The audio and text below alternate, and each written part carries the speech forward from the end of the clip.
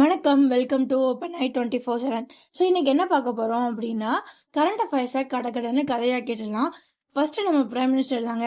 வெளியே போய் நிறையா கண்ட்ரீஸில் போய் நிறையா டீல்ஸ் எல்லாம் முடிச்சது போதும், உள்ளே இருக்க வேலைகளை பார்க்கலாம் அப்படி சொல்லிட்டு ராஜஸ்தான் அண்ட் குஜராத்துக்கு ஒரே நாளில், ஸோ ஜூலை 4 அன்னைக்கு போயிருக்காரு.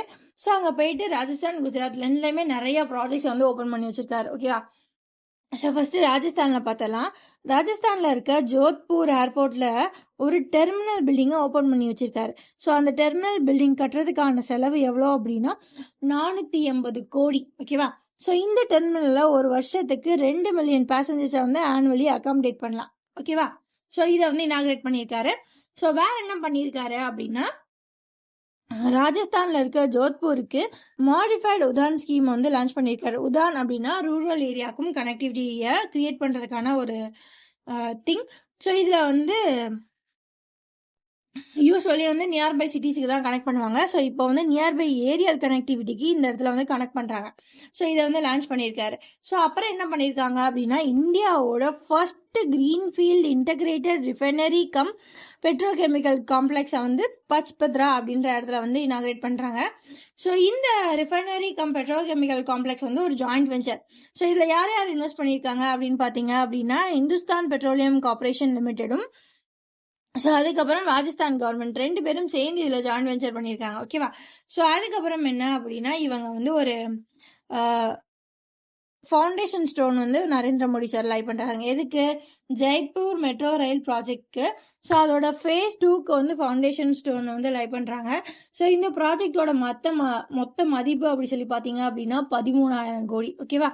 ஸோ அதுக்கப்புறம் என்ன பண்ணுறாங்க அப்படின்னா, ராஜஸ்தானோட பலோட்ரா அப்படின்ற இடத்துக்காக ஒரு like railway connectivity, highway, renewable energy, transition projects, so இந்த மாதிரியான வேரியர் ப்ராஜெக்ட்ஸ்க்கு வந்து அவர் வந்து ஃபவுண்டேஷன் ஸ்டோன் வந்து லை பண்ணுறாரு. எங்கே? ராஜஸ்தானில் பலோட்ராவில். ஸோ அதோட காஸ்ட் எவ்வளோன்னு பார்த்தீங்க அப்படின்னா 1.06 lakh crores திங்ஸை வந்து எங்கே இனாகுரேட் பண்ணுறாங்க? பலோட்ரா, ராஜஸ்தான். ஓகேவா? ஓகே. ஸோ இதெல்லாம் ராஜஸ்தானில் நடந்துச்சு. சரி, இது முடிச்சுட்டு தலைவர் எங்கே போகிறாரு அப்படின்னா, குஜராத்துக்கு போகிறாரு. ஸோ குஜராத்தில் என்ன பண்ணுறாரு அப்படின்னா, CG semi outsourced semiconductor assembly and test ஃபெசிலிட்டியை வந்து இனாகிரேட் பண்ணுறாரு. ஓகேவா? ஸோ இது மேனுஃபேக்சரிங் யூனிட் கிடையாது, assembly and test facility. So இதை வந்து இனாகிரேட் பண்ணுறாரு. இது எது கீழே வரும் அப்படின்னா, இந்தியாவோட செமிகண்டக்டர் மிஷன் கீழே வரும். ஸோ இதோட காஸ்ட் எவ்வளோ அப்படின்னு பார்த்தீங்க அப்படின்னா 7,500 கோடி. ஸோ இதெல்லாம் தான் தலைவர் வந்து ராஜஸ்தான் அண்ட் குஜராத்தில் பண்ண வேலைகள். சாரி. ஸோ அடுத்தது என்ன அப்படின்னா, நேஷனல் லெவலில் ஒரு கான்ஃபரன்ஸ் வந்து நடந்திருக்கு. ஸோ என்ன? National conference on e governance வந்து நடந்திருக்கு. இது எத்தனாவது நேஷனல் கான்ஃபரன்ஸ் ஆன் இ கவர்னன்ஸ்னு பார்த்தீங்க அப்படின்னா 29th national conference on e governance. So இது எங்கே நடந்திருக்கு அப்படின்னா, ராஜஸ்தானில் ஜெய்ப்பூரில் வந்து நடந்திருக்கு. ஓகேவா? ஸோ இது யார் கண்டக்ட் பண்ணுவாங்க அப்படின்னு நீங்கள் பார்த்தீங்க அப்படின்னா, department of administrative reforms and public grievances தான் ஆர்கனைஸ் பண்ணுது. ஸோ இது யார் கீழே வருவாங்க அப்படின்னா, ministry of electronics and information கீழே வருவாங்க. ஸோ இவங்க யார் கூட சேர்ந்து இதை ஆர்கனைஸ் பண்ணாங்க அப்படின்னா, ராஜஸ்தானோட கவர்மெண்ட் கூட ஆர்கனைஸ் பண்ணாங்க. ஓகேவா? ஸோ ராஜஸ்தான் இன்டர்நேஷனல் சென்டரில் தான் இந்த கான்ஃபரன்ஸ் நடக்குது. எங்கே அப்படின்னா ஜெய்ப்பூரில். ஸோ இது ஒரு 2 நாள் கான்ஃபரன்ஸ். ஜூலை 1, 2 நாள் வந்து நடந்திருக்கு. ஸோ இந்த கான்ஃபரன்ஸை யார் இனாகிரேட் பண்ணாங்க அப்படின்னா, ராஜஸ்தானோட சீஃப் மினிஸ்டர். ராஜஸ்தானோட சீஃப் மினிஸ்டர் பேர் என்ன? பஜன் லால் சர்மா. ஸோ அவர் தான் இந்த கான்ஃபரன்ஸை வந்து இனாகிரேட் பண்ணியிருக்காரு. ஸோ எப்போவுமே ஒரு கான்ஃபரன்ஸ் நடந்துச்சு அப்படின்னா, அது ஏதாவது ஒரு தீம் கீழே நடக்கும் இல்லையா? ஸோ இந்த வருஷம் இந்த தீம் பேர் என்ன அப்படின்னா, visit Bharat 2047 AI enabled data driven secure digital governance தான் இந்த வருஷத்துக்கான தீம். ஓகேவா? ஸோ இதில் வந்து அவார்ட்ஸ் எல்லாம் கொடுத்துருக்காங்க. ஸோ என்ன அவார்ட்ஸ் கொடுத்துருக்காங்க அப்படின்னா, 17 அவார்ட் கொடுத்துருக்காங்க நேஷனல் லெவலில். ஸோ இதில் வந்து 10 கோல்டு அவார்ட்ஸ், 6 சில்வர் அவார்ட்ஸ், அதுக்கப்புறம் ஒரு ஜூரி அவார்டு வந்து கொடுப்பாங்க. ஸோ இந்த அவார்ட் பேர் என்ன அப்படின்னா, national awards for e governance 2026. Okay. இதில் 10 கோல்டு கொடுக்குறாங்கல்ல, இந்த கோல்டு அவார்ட்ஸ்க்கு வந்து ஒரு ஆளுக்கு 10 lakh வந்து கொடுப்பாங்க. 6 சில்வர் அவார்ட்ஸ் கொடுத்துருக்காங்க இல்லையா, இந்த அவார்டுக்கு வந்து ஒவ்வொருத்தருக்கும் அவார்டு வாங்கின ஒவ்வொருத்தருக்கும் 5 லட்சம் வந்து கொடுப்பாங்க. ஓகேவா? ஓகே. ஸோ இதில் வேற என்ன நடக்குது அப்படின்னா, இந்த கான்ஃபரன்ஸில் எல்லாருமே வந்து ஏதோ ஒன்று அக்செப்ட் பண்ணிப்பாங்கல்ல, எல்லாரும் ஒருத்திங்க அடாப்ட் பண்ணிப்பாங்கல்ல. ஸோ அந்த மாதிரி எதாவது அடாப்ட் பண்ணுறாங்க அப்படின்னா Jaipur declaration on e governance 2006 2026 ஓகேவா. ஸோ இது என்ன அப்படின்னா நம்ம எப்படி ஏஐ யூஸ் பண்ணி நிறையா டேட்டாஸை யூஸ் பண்ணி பப்ளிக்கு தேவையான சர்வீசஸை இந்தியா ஃபுல்லாக டிஜிட்டலாக கொடுக்குறது அப்படின்றதுக்கான ஒரு ரோட் மேப். ஓகேவா. ஓகே, அடுத்து என்ன அப்படின்னா ஒரு 3 ரிசர்ச் இனிஷியேட்டிவ்ஸ் வந்து லான்ச் பண்ணியிருக்காங்க. ஸோ இது எது ஸ்ட்ரென்தன் பண்ண அப்படின்னா ஆயுர்வேதா ரிலேட்டடான ரிசர்ச்சை வந்து ஸ்ட்ரென்தன் பண்ண 3 மேஜரான இனிஷியேட்டிவ் வந்து லான்ச் பண்ணியிருக்காங்க. ஸோ யாருப்பா லான்ச் பண்ணாங்கன்னு பார்த்தா CCRAS. CCRASனா என்னது? Central council for research in ayurvedic science. So இவங்க தான் இந்த 3 இனிஷியேட்டிவ் வந்து லான்ச் பண்ணுறாங்க. ஸோ இப்போ இதை எங்கே வச்சு லான்ச் பண்ணாங்க அப்படின்னா இவங்களோட 5th எக்ஸிக்யூட்டிவ் மீட்டிங் வந்து நியூ டெல்லியில் வந்து நடந்திருக்கு. ஓகேவா. ஸோ அங்கே வச்சு இதை லான்ச் பண்ணாங்க. ஓகேவா. ஸோ இது யார் லான்ச் பண்ணா அப்படின்னு பார்த்தீங்க அப்படின்னா மினிஸ்ட்ரி ஆஃப் ஆயுஷோட செக்ரட்டரியான விஜய் ராகேஷ் கொட்டேச்சா. ஸோ இவங்க தான் இந்த கான்ஃபரன்ஸையும் வந்து சேர் பண்ணி நடத்தியிருக்காங்க. ஸோ அவங்க தான் இதை வந்து இந்த 3 இனிஷியேட்டிவ்ஸையும் வந்து லான்ச்சும் பண்ணி வச்சுருக்காங்க. ஓகேவா. ஓகே, ஸோ இதில் வேறு என்ன இருக்குன்னு பார்க்கலாமா. ஸோ அந்த 3 இனிஷியேட்டிவ்ஸ் என்னென்னு பார்த்தலாம். First research methodology text book, அதுக்கப்புறம் CCRAS பிரயத்தனா 26 to 27. ஸோ அதுக்கப்புறம் CCRAS digital ecosystem dashboard. So இந்த 3 இனிஷியேட்டிவ் தான் இந்த CCRASன்னு சொல்ல போகிற central council for research in ayurvedic science வந்து லான்ச் பண்ணியிருக்காங்க. ஸோ இது எதுக்கு அப்படின்னா ஆயுர்வேதாவில் இன்னும் வந்து நம்ம நிறையா ரிசர்ச் வந்து பண்ணணும் அப்படின்னு நம்ம நேற்றே படித்தோம். நம்ம ஆயுர்வேதாவில் இருக்க திங்ஸை வேர்ல்ட் ஃபுல்லாக கொண்டு வரணும்னா அதுக்கு நிறையா திங்ஸ் எல்லாம் தேவை அப்படின்னு. ஸோ அது என்ன நியூஸ்னு கமெண்ட் பண்ணுங்க. ஓகேவா. ஸோ அந்த இனிஷியேட்டிவ் நம்ம ஆயுர்வேதாவை வேர்ல்ட் ஃபுல்லாக கொண்டு போகணுன்னா நிறையா ரிசர்ச் வேணும். ஸோ ரிசர்ச் இருந்தால் தான் டேட்டா கிடைக்கும். டேட்டாவில் ப்ரூவ் ஆனால் தான் நம்ம அதை ஏற்றுப்பாங்க பீப்புள்ஸ். ஸோ அந்த ரிசர்ச் இனிஷியேட்டிவை அதிகப்படுத்துறதுக்கு தான் இந்த 3 key research initiative. So first எப்படி ரிசர்ச் பண்ணணுன்றதுக்கான மெத்தடாலஜி டெக்ஸ்ட் புக், அதுக்கப்புறம் பிரயத்தனா 26, 27, அதுக்கப்புறம் டிஜிட்டல் எக்கோசிஸ்டம் டேஷ்போர்ட் 3 வந்து இவங்க வந்து லான்ச் பண்ணியிருக்காங்க. ஓகேவா. ஓகே, ஸோ அடுத்து வந்து ஒரு டிஃபென்ஸ் அக்விசிஷன் கவுன்சில் தான். ஸோ இந்த டிஃபென்ஸ் அக்விசிஷன் கவுன்சில் என்ன பண்ணுறாங்க அப்படின்னா 52,000 கோடிக்கு ஒரு மாடர்னைசேஷன் பிளானை வந்து கொண்டு வராங்க. ஓகேவா. Okay, defence acquisition council DAC. So இதோட ஹெட்டு யாராக இருப்பாங்க அப்படின்னு பார்த்தீங்க அப்படின்னா யூனியன் டிஃபென்ஸ் மினிஸ்டராக இருப்பாங்க. ஸோ யூனியன் டிஃபென்ஸ் மினிஸ்டர் யார்? ராஜ்நாத் சிங். ஸோ அவங்க என்ன பண்ணுறாங்க அப்படின்னா ஓகேப்பா நம்ம இந்த ப்ரொபோசலை அக்செப்ட் பண்ணலாம் அப்படி சொல்லி அக்செப்ட் பண்ணிட்டாங்க. ஸோ என்ன அப்படின்னா அப்ராக்சிமேட்லி 52,000 கோடிக்கு ஒரு ப்ரொபோசலை வந்து அக்செப்ட் பண்ணியிருக்காங்க. ஸோ இந்த பிளான் வந்து எதுக்கு அப்படின்னா Indian army, Indian navy, Indian air force. So இவங்க எல்லாத்தையுமே வந்து எப்போவுமே வந்து ஆப்ரேஷன் ரெடியாக வச்சுக்கணும். ஓகேவா. ஸோ ஒரு கண்ட்ரியோட ஒரு ஸ்ட்ரென்த் வந்து எப்படி இருக்கும் அப்படின்னு சொல்லி பார்த்தீங்க அப்படின்னா அவங்களோட ஃபோர்ஸஸை பேஸ் பண்ணி தான் இருக்கும். ஓகேவா. ஸோ அவங்க ஃபோர்ஸஸ் இப்போ அட்டாக் பண்ணுங்க அப்படின்னு சொல்லி முடிக்கிறதுக்குள்ளே அட்டாக் பண்ணுறதுக்கு ரெடியாக இருக்கணும். ஸோ எப்போவுமே ஆர்மி, நேவி, ஏர்ஃபோர்ஸ் இவங்க எல்லாமே வந்து ரெடி அப்படி கரெக்டாக ஓகே கிளம்புனா அப்படி சொல்கிறதுக்குள்ளே கிளம்புற அளவுக்கு ரெடியாக தான் இருக்கணும். ஸோ அந்த மாதிரி ப்ரிப்பேர்டாக வச்சுக்கிறதுக்கு எப்போவுமே அவங்க ட்ரைனிங்லேயே இருப்பாங்க. First thing. செகண்ட் திங், அவங்க அட்வான்ஸ்டாக போகணும் அப்படின்னா அவங்களுக்கு தேவையான மிசைல்ஸ் எல்லாமே வாங்கணும். அந்த மாதிரியான திங்ஸ்க்காண்டி தான் மொத்தம் இந்த 52,000 கோடி.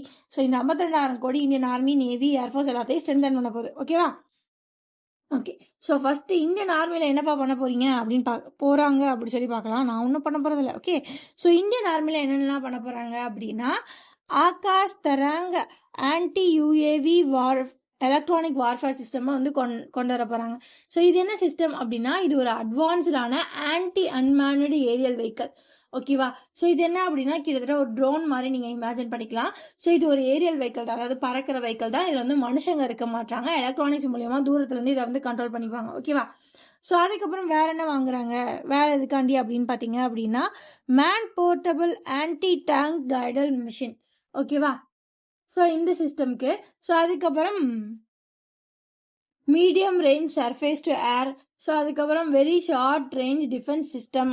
ஸோ அதுதான் very short range air defence system. So இந்த மாதிரி திங் வாங்குறாங்க. அதுக்கப்புறம் ஆக்டிவ் ப்ரொடெக்டிவ் சிஸ்டம் ஃபார் டேங்க்ஸு, ஜெட் பேஸ்டு கஸி ட்ரோன்ஸ். ஸோ இதெல்லாம் வந்து இந்தியன் ஆர்மிக்காண்டி வாங்குறாங்க. ஸோ அடுத்து இந்தியன் நேவிக்கு என்ன பண்ணுறாங்க அப்படி பார்த்தீங்க அப்படின்னா ஒரு 2-3 திங்ஸ் வாங்குறாங்க. மல்டி இன்ஃப்ளூயன்ஸ் கிரவுண்ட் மைன்ஸ் வந்து வாங்குறாங்க. ஓகேவா? ஸோ அதுக்கப்புறம் நேவல் ஷிப்போன் அன்மேனடு சிஸ்டம். ஸோ இது என்ன அப்படின்னா இப்போ ஏரியலில் பார்த்தோம் இல்லையா? ஸோ அதே மாதிரி ஷிப்போன் அன்மேனடு ஏரியல் சிஸ்டம், அதாவது ஷிப்லேருந்து புறப்படக்கூடிய அன்மேன்டு ஏரியல் சிஸ்டம். ஸோ அதுக்கப்புறம் land based testing facility. So இது எல்லாமே யாருக்கு பண்ணி தர போகிறாங்க? இந்தியன் நேவிக்கு.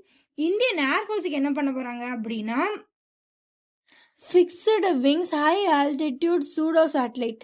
ஸோ இதெல்லாம் வந்து ஏர்ஃபோர்ஸுக்கு பண்ண போகிறாங்க. ஸோ இதெல்லாம் எந்த பட்ஜெட்டில் வருது அப்படின்னா இப்போ அப்ரூவ் ஆயிருக்கு 52,000 கோடி பட்ஜெட்டில் வருது. ஸோ இதை யார் கிளியர் பண்ணியிருக்காங்க அப்படின்னா டிஃபென்ஸ் அக்விசிஷன் கவுன்சில். டிஃபென்ஸ் அக்விசிஷன் கவுன்சிலோட ஹெட் யாருன்னு பார்த்தீங்க அப்படின்னா யூனியன் டிஃபென்ஸ் மினிஸ்டர். அவர் பேர் என்ன?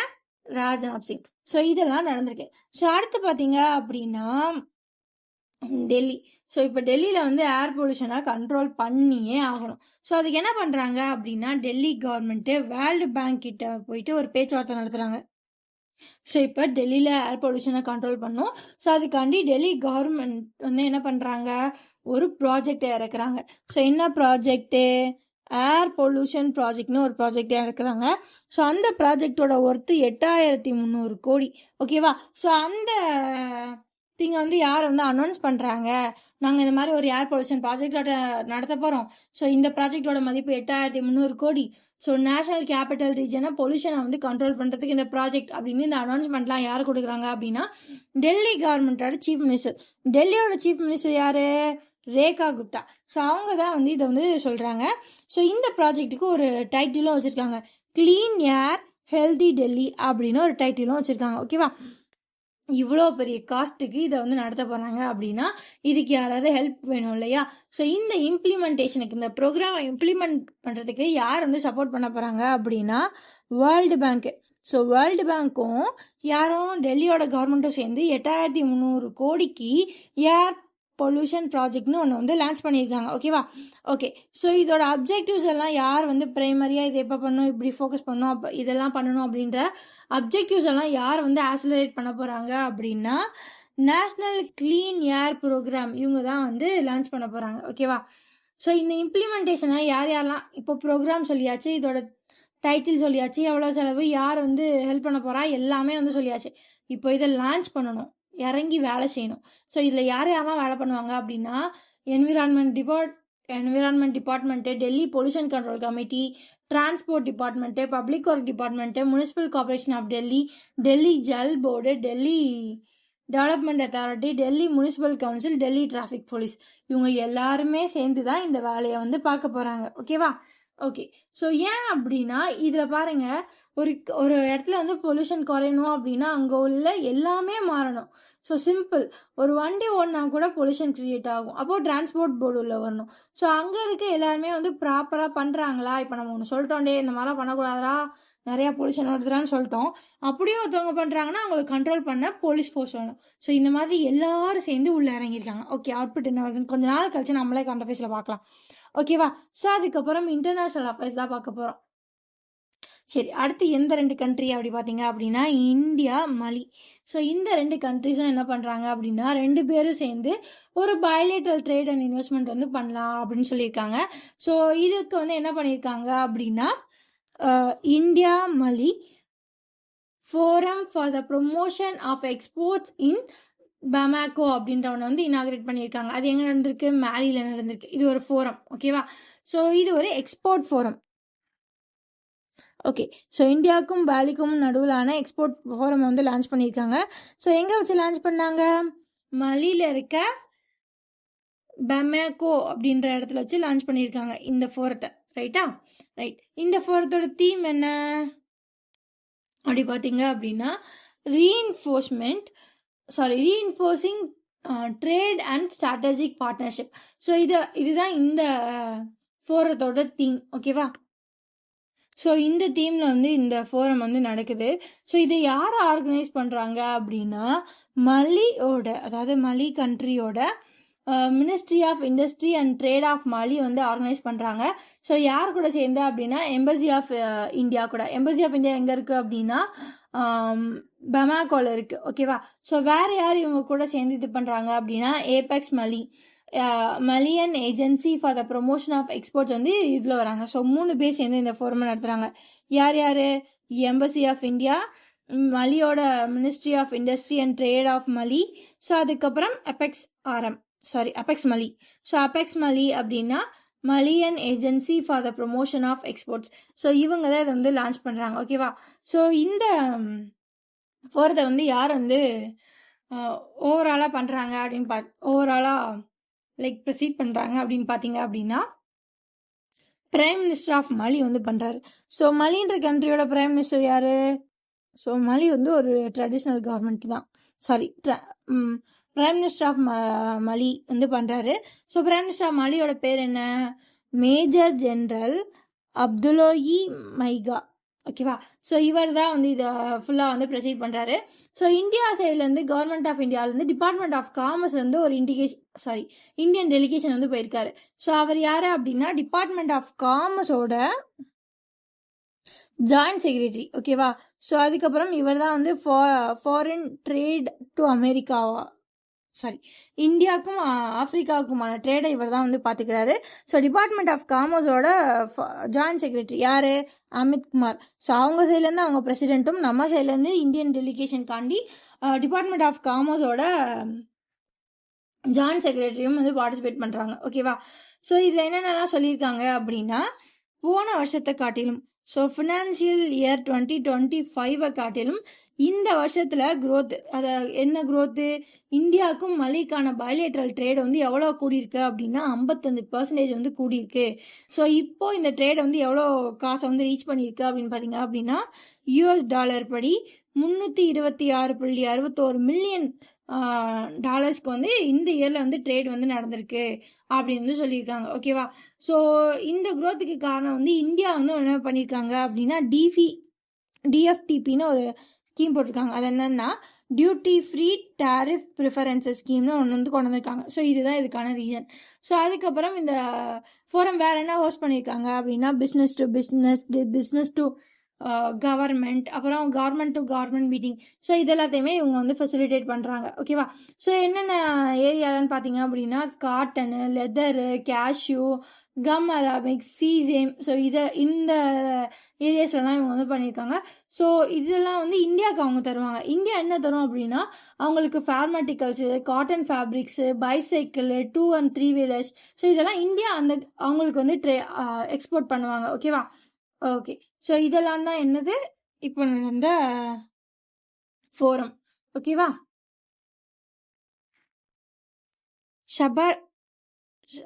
அடுத்து வந்து ஷரண் பஸ்வா அப்படின்னு ஒரு யூனிவர்சிட்டி இருக்குது. ஓகேவா.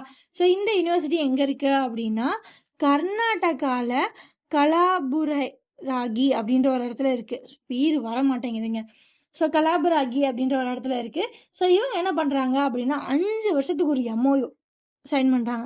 ஸோ யார் கூட அப்படின்னா வியட்நாமில் இருக்க ஒரு யூனிவர்சிட்டி கூட. So university of Ho Chi Minh City. So இவங்க கூட ஒரு MOU சைன் பண்ணுறாங்க. ஓகேவா. ஸோ இது எதுக்கு அப்படின்னா 2 பேரும் ஒருத்தருக்கு ஒருத்தர் வந்து அகாடமிக்கில் ஸ்ட்ரென்தன் பண்ணுறதுக்கு, ரிசர்ச்சுக்கு, ஃபெசிலிட்டிக்கு, ஸ்டூடெண்ட்ஸ் எக்ஸ்சேஞ்சுக்கு, ஸோ இது எல்லாத்துக்குமே ஒருத்தருக்கு ஒருத்தர் ஹெல்ப் பண்ணிப்போம் அப்படின்னு இந்த 2 பேரும் ஒரு MOUவை அடுத்த 5 வருஷத்துக்கு வந்து சைன் பண்ணியிருக்காங்க. ஸோ இவங்க மோஸ்ட்லி எதில் ஃபோக்கஸ் பண்ண போகிறாங்க அப்படின்னா இன்ஜினியரிங், வேறு என்ன, டெக்னாலஜி மேனேஜ்மெண்ட்டு, அப்புறம் மேனேஜ்மெண்ட் ஸ்டடீஸ், இது எல்லாத்துலேயுமே வந்து ஃபோக்கஸ் பண்ண போகிறாங்க. மெயின் திங்கே என்ன அப்படின்னா நான் உனக்கு ஹெல்ப் பண்ணுறேன், நீ எனக்கு ஹெல்ப் பண்ண. ரைட்டா. சரி. இந்த MOU வந்து இந்த 2 யூனிவர்சிட்டிலேருந்து யார் யார் சைன் பண்ணான்னு பார்த்துருவோமா. ஸோ ஃபஸ்ட்டு நம்ம ஊரில் இருக்க ஷான் பவுசா யூனிவர்சிட்டியிலேருந்து அவங்களோட ரெஜிஸ்ட்ராரான லக்ஷ்மி பட்டேல் மாக்கா. ஸோ லக்ஷ்மி பட்டேல் வந்து இந்த யார் ஷான் பாசா யூனிவர்சிட்டிலேருந்து அவங்க சைடில் சைன் பண்ணியிருக்காங்க. இவங்க யார் அப்படின்னா ரெஜிஸ்ட்ராராக சன் பாசா யூனிவர்சிட்டி. சரி. அது அவங்க அந்த யூனிவர்சிட்டி பேர் என்ன? ஹோ சி மின் சிட்டி, IUH. சரியா. ஸோ IUH யூனிவர்சிட்டிலேருந்து யார் சைன் பண்ணியிருக்காங்க அப்படின்னு பார்த்தீங்க அப்படின்னா IUH யூனிவர்சிட்டியோட ஒரு ரெப்ரசன்டேட்டிவ் யார்? புய் தாங் ஹங் வந்து இந்த எம்ஓஏ வந்து சைன் பண்ணியிருக்காங்க. ரைட்டா?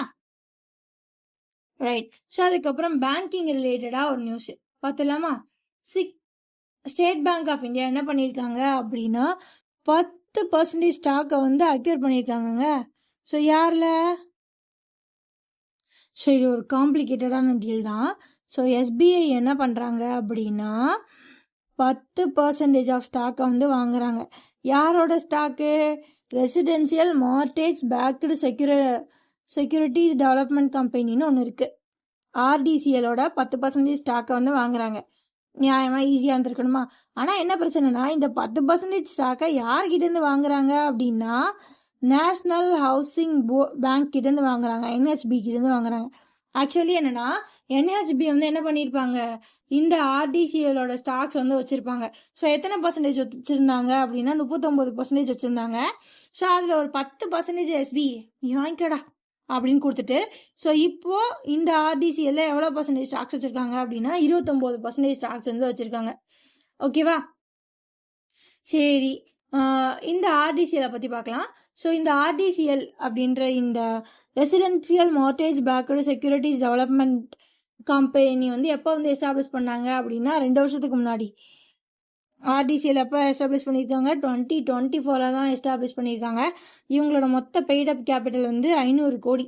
ஓகேவா? ஸோ இது வந்து இந்தியாவிலே இருக்க மார்டேஜ் பேக்டு செக்யூரிட்டிஸ் மார்க்கெட். ஓகேவா? ஸோ அதை பேஸ் பண்ணால் இது ஒரு கம்பெனி. ரைட்? ஸோ இதோட ஸ்டாக்ஸை வந்து வச்சுருக்காங்க. ஓகேவா? ஸோ இவங்களோட ஸ்டாக்ஸை வேறு யாரெல்லாம் வச்சுருக்காங்க அப்படி பார்த்தீங்கன்னா இவங்களோட ஒரு 10% ஸ்டாக்ஸை வந்து எல்ஐசி வந்து வச்சுருக்கு. ஸோ வேறு யாரெல்லாம் வச்சுருக்கா? HDFC இதில் ஸ்டாக் வச்சுருக்காங்க, ICICI வச்சுருக்காங்க, பஜாஜ் ஃபினான்ஸ் இவங்கள்ட்ட 7% ஸ்டாக்ஸ் வச்சுருக்காங்க. ஓகே, இந்த மாதிரி நிறைய பேர் ஸ்டாக்ஸ் வச்சுருக்காங்க. ஸோ நம்ம இதில் என்ன ஞாபகம் வச்சுக்கணும் அப்படின்னா எஸ்பிஐ ஆர்டிசிஎலோட 10% ஸ்டாக்கை நேஷனல் ஹவுசிங் பேங்க் கிட்டேருந்து வாங்குச்சு. நேஷனல் ஹவுசிங் பேங்க் 39% வச்சுருந்ததுல 10% எஸ்பிஐக்கு கொடுத்துட்டு திரும்ப 29% வச்சுருக்கு. ஓகேவா? ஓகே, அடுத்து என்ன அப்படி பண்ணுறாங்க அப்படின்னா Gaganyaan crew model parachute validation வந்து நடந்திருக்கு. சரி, ககன்யான் ரொம்ப நாளைக்கு முன்னாடி பார்த்தோம்ல. ஸோ இந்த ககன்யான் தான் என்ன அப்படின்னா இந்தியாவோட ஃபஸ்ட்டு ஹியூமன் ஸ்பேஸ் ஃப்ளைட் ப்ரோக்ராமாக இருக்க போகுது. ஸோ இந்தியா வந்து மூணோட சவுத்து போலுக்கு போன முதல் கண்ட்ரி, மூணை சுற்றி அவ்வளோ பண்ணுச்சு இவ்வளோ பண்ணுச்சுன்னு நம்ம ஸ்பேஸில் நிறையா பண்ணிட்டே தான் இருக்கோம். பட் இது வரைக்கும் நம்ம என்ன பண்ணவே இல்லை அப்படின்னா ஹியூமன்ஸை ஸ்பேஸுக்கு அனுப்பினதே இல்லை. கரெக்ட்? இந்தியாவோட ஸ்பேஸ் திங்க் பார்த்தீங்கன்னா இதான் தான்.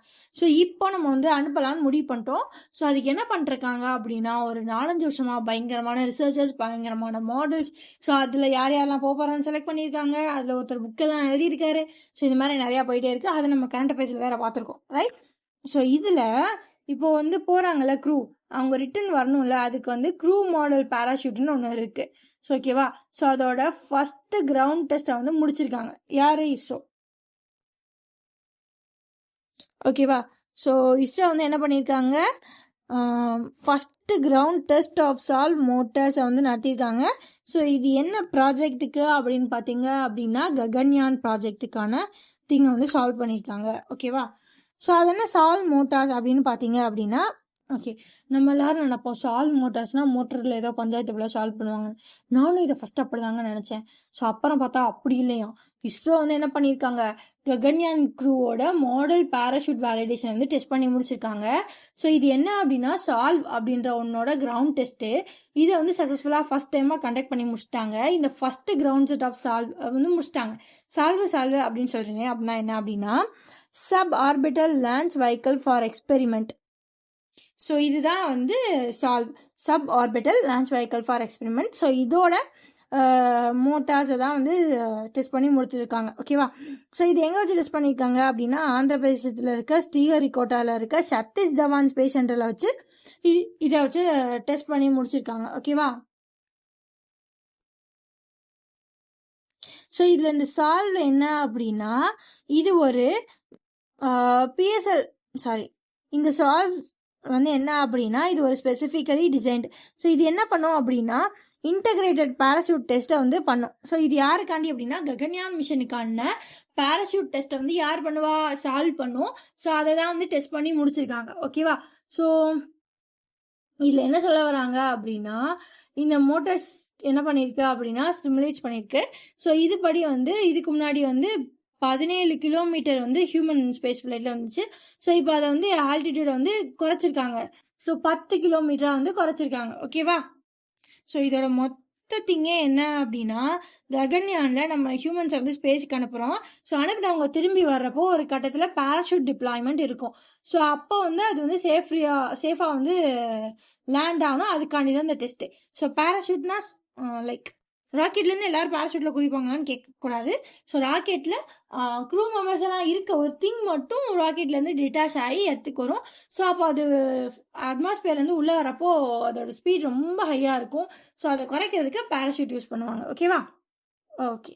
ஸோ அடுத்து ஸ்போர்ட்ஸ் போயிடலாம்.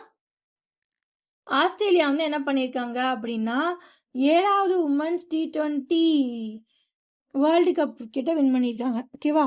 So women's T20 world cup அதுலேயும் 7வது உமன்ஸ் T20 வேர்ல்டு கப்பை யார் வந்து அடிச்சுட்டு போயிருக்காங்க அப்படின்னா ஆஸ்திரேலியா யாரை டிஃபீட் பண்ணி இந்த விக்டரியை வந்து அடையிறாங்க அப்படின்னு பார்த்தீங்க அப்படின்னா இங்கிலாண்டை டிஃபீட் பண்ணி இந்த விக்டரியை வந்து அடையிறாங்க. ஓகேவா? ஸோ இது அவங்களுக்கு 7வது டைட்டில். ரைட். ஓகே. ஸோ இதில் வந்து